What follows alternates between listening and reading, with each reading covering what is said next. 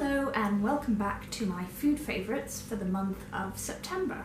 The first thing I wanted to talk about was my restaurant of the month, and this is Flotsam and Jetsam Cafe, which is based in Wandsworth.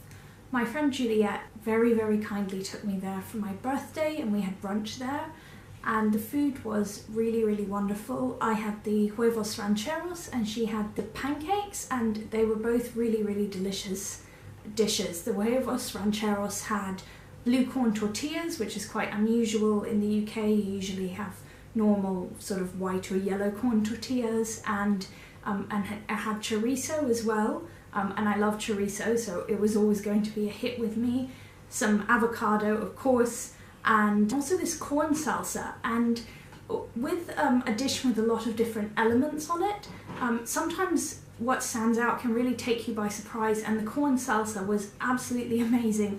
I really loved it, and I didn't expect that to be the highlight of the dish for me, but it really was. And Juliet had the pancakes, as I mentioned, and we swapped halfway through, and the pancakes were really fluffy and the bacon was crispy and the banana was delicious, and it was all fantastic. I would highly recommend it. That's Flotsam and Jetsam, and it's based in Wandsworth, so it's a great place to go if you live in southwest London, and if you don't, it's definitely worth the trek. It's very casual and it's got one of those slightly Antipodean vibes. Really lovely place for brunch, and from the amount of families that were there, I would say it's quite family friendly. We did have to wait quite a long time for the food to arrive, but they did tell us that as soon as we were seated. They said that we would have to wait about 25 minutes. Actually, that was fine because we could just chat and catch up and so on, but obviously that's a very relaxed vibe. So if you really need to eat quickly and be in and out, it's not quite the right place for that, but it's very relaxed, casual, perfect for weekend dining. My second food favourite for the month of September is damson plums, and damson plums really come into season in September, and they are quite small. Apparently they're about the same size as sloes, and they're quite sour, and they have a clingstone to them. The proportion of skin and pit is quite high to the amount of flesh you have, so a lot of recipes call for cooking them with the pit and then straining it afterwards, and I really like them. They are full of rich plummy flavour, but are not too sweet, and I find quite a lot of plums are quite watery, but these have a lot of flavour packed into this quite dense flesh. And though I don't have any actual damsons to show you, I did make some damson jam, so this is what it looks like. As you can see, very dark, and they've got a lot of pectin in them, which makes them very good for preserving because it produces a nice firm set quite quickly. That's damson plums, and I think they're actually, the season has passed for them right now, so it's something you'll have to bear in mind for next year if you're curious, but they're really delicious. If you find normal standard red plums a bit too sweet, a bit too watery for things like cooking, then definitely check out damsons. They are absolutely beautiful as well to look at. They've got this sort of bluish bloom. They're really gorgeous, and this deep dark skin, and you can do other things with them. You can make damson gin or damson liqueur and damson cheeses as well, a bit like membrillo paste to serve with cheese, but I stuck to a couple of different jams, and I also made a damson jelly as well. So that's damson plums. My next favourite is a lunchtime option, and in the previous month's food favourites I mentioned that if I buy lunch I quite like going to Leon and having their meatball hot box, which I still do like doing on occasion, and I have also eaten a few times at Pret a Manger in September, and I have really loved their red tapenade and avocado super bowl. It's a sort of plastic bowl with a base of quinoa, and I think it may be other grains, but it's mostly quinoa, and it's got a bit of rocket and avocado, as the name would suggest, and a little bit of dressing, and then it has this red tapenade, and tapenade is usually with olives, and I don't really like olives, but this is based on roasted red pepper, so it's really sweet and smoky, and it's really, really beautiful. I love this. Again, it's kind of a treat because it's not the cheapest, but it's very, very delicious, and it's a great lunchtime option. And obviously you can find pret-a-manger anywhere, so it's pretty accessible too. My next food favourite is BBC Good Food magazine recipes. You can also find their recipes on the BBC Good Food website as well as in the physical magazine itself.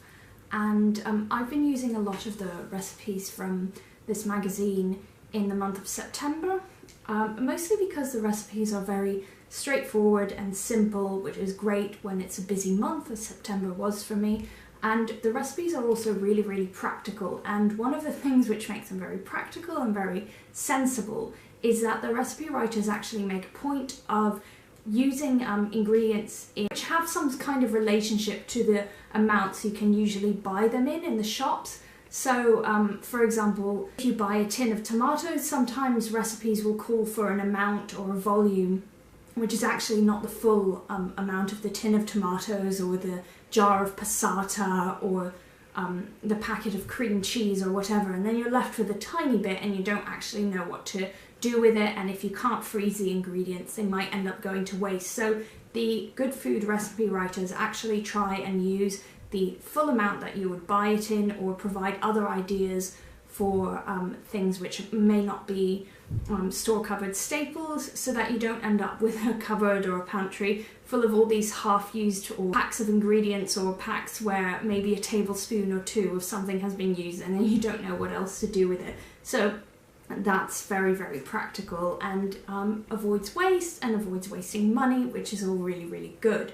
But the recipes are also just really reliable and very tasty and very crowd-pleasing. In fact, I had my birthday in September and I hosted a brunch, and I cooked all of the recipes that I made for people from a little brunch supplement that I got with the magazine ages ago. I've been subscribed for quite a while, and they are really, really delicious. I'm not subscribed at the moment because I have a huge pile of them, but if you don't want to subscribe or buy the magazine in the shops, as I said, you can get all of the recipes for free online, which is really, really handy, and there will be ratings and reviews from people who've cooked them as well.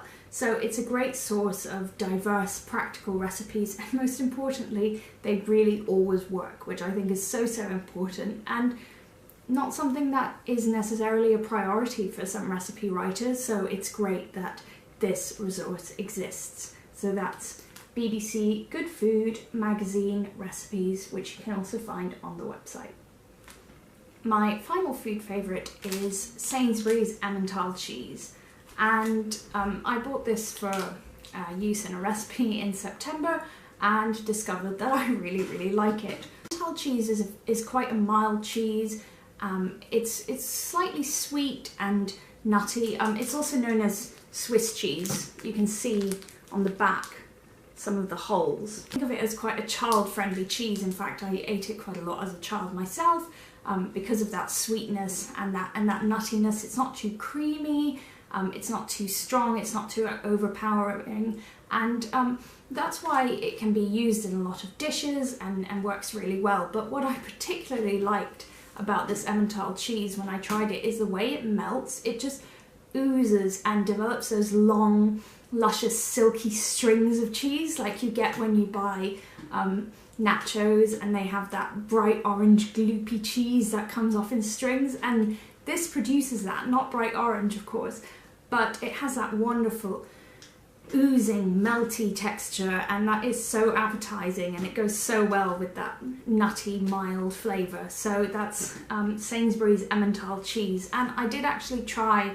other Emmental cheese from another supermarket, and I thought the Sainsbury's one was actually nicer, although the melting qualities are common to all Emmental cheese. I found the nuttiness was a bit more pronounced and there was a bit more to it. Obviously there's Sainsbury's pretty much anywhere, so you can try it out or try it from another supermarket, but it was really delicious. Lovely texture of cheese, and at this time of year it's getting a lot colder, and the comfort associated with eating oozing, melty, stringy cheese is, I think, something we need at this time of year. So I would definitely recommend Emmental cheese. those were my food favourites for the month of September. Thank you very much for watching. I don't know if I'll do an October food favourites video because October has been a really busy month and I can hardly remember anything I've eaten, and at this point not much has stood out, but if stuff starts standing out towards the latter half of the month, then I will put something together, and if I don't, I'll see if I can put an alternative video together, maybe something related to my cookbooks. Until then, I'll see you soon.